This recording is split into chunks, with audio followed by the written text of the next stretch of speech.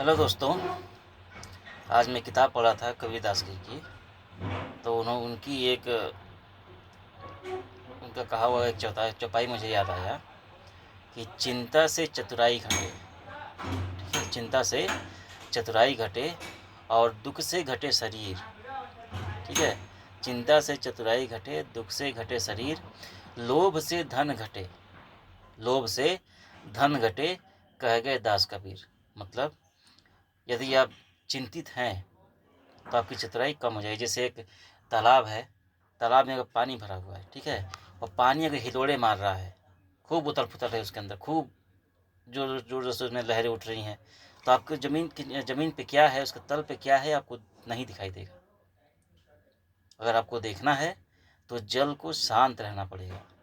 आप किसी भी नदी के तालाब को देख लीजिए, जिसका जल शांत रहता है, उसके तले में क्या है वो सब कुछ ऊपर से ही दिखाई देता है। तो अपने दिमाग को शांत करना पड़ेगा, तभी आप अच्छे फैसले ले पाएंगे।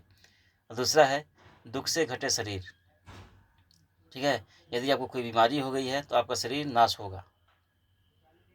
ठीक है, अगर आपको बीमारी हो गई है तो शरीर आपका नाश होगा ही होगा।